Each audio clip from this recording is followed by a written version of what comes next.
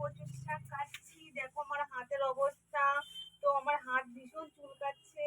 তো তোমরা আমার সাথে থাকো, দেখতে থাকো ভিডিওটা শেষ পর্যন্ত।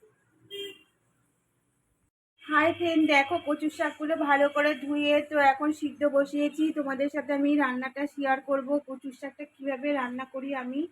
তো তোমরা আমার সাথে থাকো। হাই ফ্রেন্ড, দেখো আমার কচুর শাকটা আমার সেদ্ধ হয়ে গেছে। এর মধ্যে আমি লবণ দিয়ে সেদ্ধ করেছি, ওই জন্য রান্নাতে খুব একটা লবণ লাগবে না। তো ফ্রেন্ড দেখো, এদিকে আমি কড়াইতে তেল বসিয়েছি, তেলটা আমার গরম হয়ে গেছে। এর মধ্যে আমি সোমবারে দেবো হলো, দেখো তেজপাতা দিলাম কিছুটা, দুটো মতন তেজপাতা দিলাম, আর দেবো অল্প করে কালো জিরে। তো কালো জিরে যদি তোমরা না দাও তো পাঁচফোড়নও দিতে পারো, ভালো হয় পাঁচফোড়ন দিলেও। তো এই দেখো আমি কালো জিরেটা দিয়ে দিচ্ছি, অল্প করেই দিলাম। এরপর আমি দেব এই যে কাঁচা লঙ্কা চিড়ে রেখেছি 7-8টা, তোমরা যেমন ঝাল খাও সেরকম দেবে। তো আমি কাঁচা লঙ্কাটাও দিয়ে দিচ্ছি তেলের মধ্যে। কাঁচা লঙ্কাটা দেওয়ার সময় খুব সাবধানে দেবে, ভীষণ ছেটে তেল। তো এবার আমি শাকটা দিয়ে দেবো, বুঝেছো? এই শাকটা দেওয়াও খুব সাবধানে, কেননা এই জল রয়েছে তো খুব ছেটে।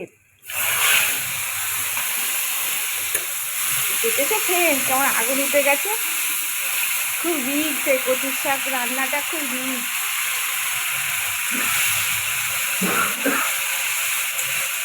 আমার একটা বান্ধবী এরকম কচুর শাক রাঁধতে গিয়ে জানো ফ্রেন্ড, সে মুখ টুক পুরো পুড়ে গেছে, কতদিন ভুগেছে, কত কিছু মেখেছে, তাও মুখের কালো দাগটা এখনও আছে। তো এই কচু শাক এই জন্য রান্না করি না আমি বেশিরভাগ। তো অনেক দিন পর আমার খেতে ইচ্ছা করলো, আমার বরের খেতে ইচ্ছা করলো, তার জন্য রান্না করছি এই শাকটা। তো দেখো মাছের মাথা দিয়ে কচু শাকটা যেহেতু করব, এরকম মাছের মাথাটা আমি ভেজে রেখে দিয়েছি আগে থেকেই। তো এর মধ্যে আমি এখন দেব, এর মধ্যে জিরের গুঁড়ো দিব অল্প করে, জিরের গুঁড়ো আর ধনের গুঁড়ো মিক্সড আছে।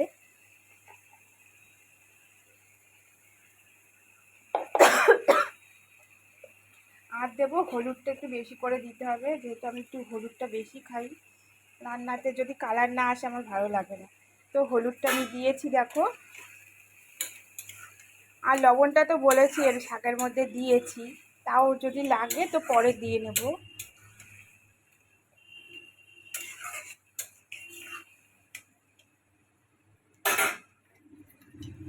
তো মাছের মাথাটাও আমি দিয়ে দিচ্ছি দেখো। এটা কি ইলিশ মাছের মাথা, বুঝেছো? এটা তোমরা করে খাবে বাড়িতে, খুব সুস্বাদু জিনিস। বড় থেকে ছোট সবাই ভালো খায় এই শাকটা, এই মাথাটা দিয়ে রান্না করলে। তো আস্তে আস্তে হোক, গ্যাসের ফ্লেম সবসময় বাড়িয়ে দিতে হবে, এই শাকে প্রচণ্ড জাল লাগে। তোমরা তো জানো, তোমরা বাড়িতে নিশ্চয়ই করো, হয়তো পদ্ধতিটা আলাদা, আমি এইভাবেই করি।